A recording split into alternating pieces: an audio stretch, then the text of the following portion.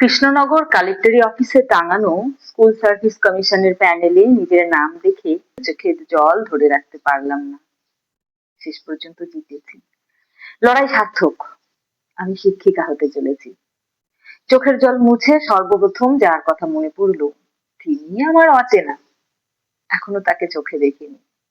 মনে হচ্ছিল এক ছুটে চলে যায় সেই অজানা মানুষটির কাছে, গিয়ে জড়িয়ে ধরে বলি, আপনার পাঠানো টাকার মর্যাদা আমি রেখেছি। আপনি আমায় জন্ম দেননি ঠিকই, কিন্তু আপনি আমার বাবা, আমার পথ প্রদর্শক, আমার বেঁচে থাকার স্বপ্ন, লড়াইয়ের হাতিয়ার।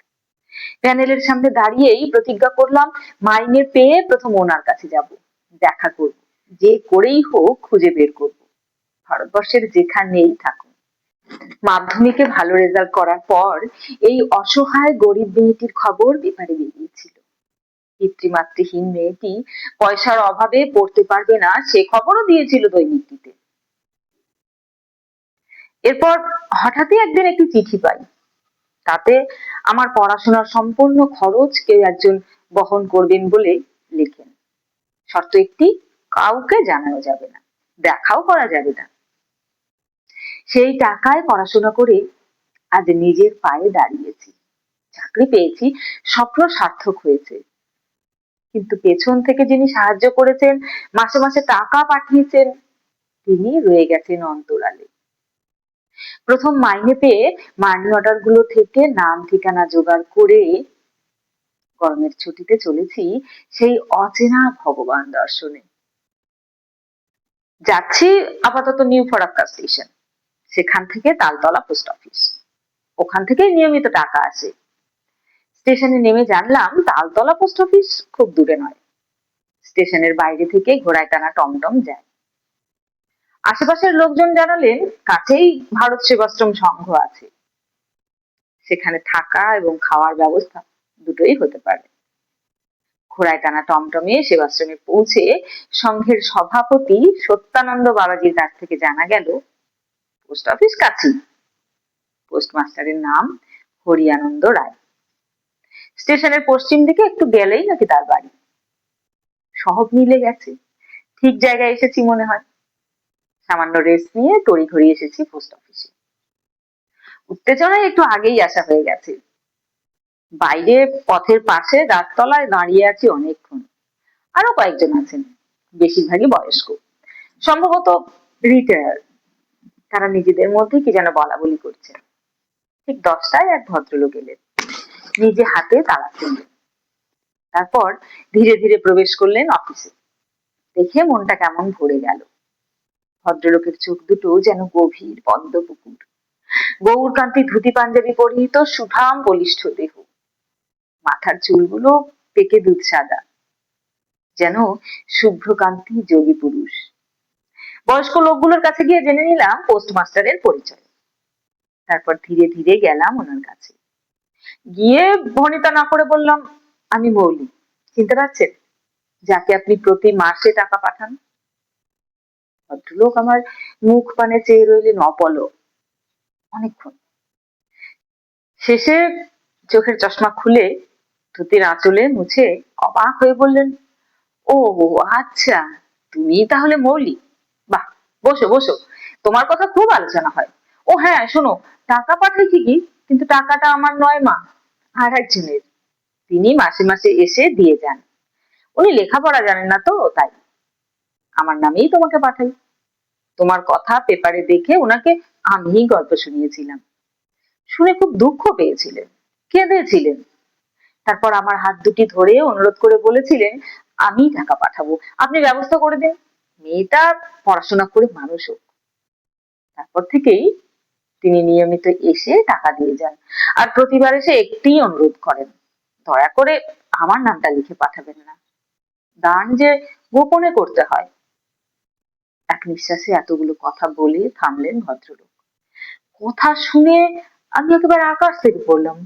তাহলে ইনি সেই লোক নন? আমার স্বপ্নে দেখা মানুষ তাহলে ইনি নন? মনটা কেমন ভেঙে গেল। যাই হোক, শেষে অনেক কষ্টে, অনেক অনুরোধ করে ওনার কাছ থেকে অজানা সেই মহৎ মানুষটির ঠিকানা আবার জোগাড় করলাম। হরিয়ানন্দ বাবু অনেক গল্প করে চোখের জল মুছে বলে দিলেন, তিনি তো মা এখন এখানে থাকেন না, আগে থাকতেন। কিছুদিন পূর্বে তার বাপের বাড়ির দেশ বিহারে চলে গেছেন, সেখানে থাকেন। এখান থেকে 15 কিলোমিটার দূরে শ্রীঘর 7 নম্বর গঙ্গার চরে। আরো বললেন, কোনি, এই নামটি বললে সবাই চিনিয়ে দেবে। মন খারাপ হলেও হরিয়ানন্দ বাবুর থেকে বিদায় নিয়ে চলে এলাম আবার তালতলা ঘাটে। এখান থেকেই ভটভটিতে নাকি শ্রীঘর চর যাওয়া যাবে। পোস্ট অফিস থেকে বেরিয়ে পথে আস্তে আস্তে ভাবছিলাম, যে কোনো লোকের কাছে কোনি শুধু এইটুকু বললেই চিনবি? আশ্চর্য, এতটাই প্রভাবশালী। হোক না প্রভাবশালী, তবু একবার দেখা করব। বিনম্র চিত্তে বলবো, আমি আপনার জন্যই চাকরি পেয়েছি, নিজের পায়ে দাঁড়াতে পেরেছি। তালতলা ঘাট থেকেই উধুয়াগামী ভটভটি পাওয়া যায়, ওতেই শ্রীঘর চর যাওয়া যাবে। ওদের বললে ওরাই নাকি নামিয়ে দেবে, বুঝিয়ে বলে দিয়েছেন পোস্টমাস্টার ভদ্রলোক। প্রায় ঘন্টাখানি অনেকের সাথে ঘাটে অপেক্ষা করতে হলো। বহুডুবি নামক গঙ্গার একটি শাখা নদী ধরে চরে আমাকে পৌঁছাতে হবে। যেতে যেতে দেখলাম নদীর দুধারেই গ্রাম, বাড়িঘর বেশিরভাগই শুকনো গম গাছ দিয়ে ছাওয়া। হেলতে দুলতে যখন চরে পৌঁছালাম, রীতিমতো দুপুর গড়িয়ে গেছে। নদী থেকে উঠেই ছোট্ট একটি বাজার, বাজারের সঙ্গে লাগানো স্কুল, তার ঠিক উল্টো দিকে একটি সাদা রঙের মন্দির। চারিদিকে পেঁয়াজ রসুনের কটু গন্ধ, বোঝা গেল বাজারটিতে নিয়মিত পেঁয়াজ রসুন কেনা বেচা হয়। দুপুর বলে বাজার বন্ধ, একদম ফাঁকা, লোকজন নেই, শুধুমাত্র একটি ভাঙা মতো দোকান খোলা। কেউ আছেন ভেবে ভেতরে ঢুকে বোঝা গেল ওটা দোকান নয়, এক কোয়াক ডাক্তারের ডিসপেন্সারি। ডাক্তার ভদ্রলোক টেবিলের উপরে কতগুলো টাকার দিকে তাকিয়ে আছেন এক রাশ বিরক্তি নিয়ে। পাশেই একটি ছোট্ট অত্যন্ত পুরনো চিরকুট হাওয়ায় টুনটুন করে উঠছে। ভদ্রলোক দুপুরবেলা অচেনা একাকী যুবতী দেখে অবাক হলেন, তটস্থ হয়ে উঠে দাঁড়ালেন, কাঁচুমাচু মুখে জিজ্ঞেস করলেন, কি হয়েছে? আমি শুকনো মুখে বললাম, কোনি বলে এখানে কেউ থাকেন, খুব দরকার। ভদ্রলোক অবাক হয়ে অনেকক্ষণ আমার মুখ পানে চেয়ে রইলেন, শেষে একটু হেসে বললেন, উনারে তো কেউ কোনোদিন খুঁজতে আসে না, তাই অবাক হয়েছি।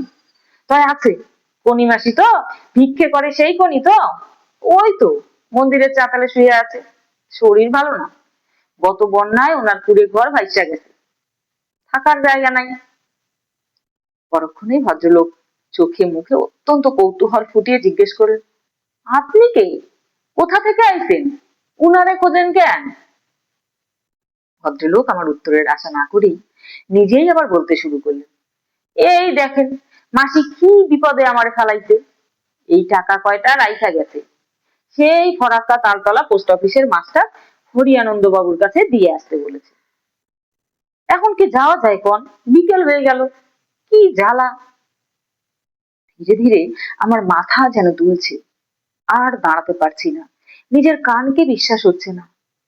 এক অসহায় ভিখারিনীর কষ্টার্জিত উপার্জনের পয়সায় মানুষ হয়েছি আমি, তার মুখের খাবারের বিনিময়ে মানুষ হয়েছি আমি।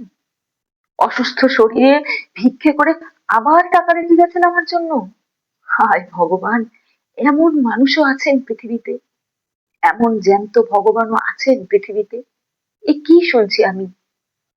জানি না কখন যেন নিজের অজান্তেই দু চোখ বেয়ে জল এসে ভিজিয়ে দিতে লাগলো আমার দুগাল, টপ টপ করে পড়তে লাগলো টেবিলটার উপর।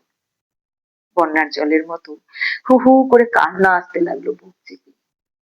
তারপর কেন জানি না হঠাৎই চিৎকার করে বললাম, আমি সেই মেয়ে, ওই ওই টাকা আমার, কোনি ভিখারি আমাকে টাকা পাঠায়, ওনার টাকায় আমি খেয়েছি, পড়েছি, বড় হয়েছি, ও টাকা আমার, ও টাকা আমার, শুধু আমার টাকা। কলমে বাবুরাম মন্ডল, কণ্ঠে মিঠু দাস সরকার।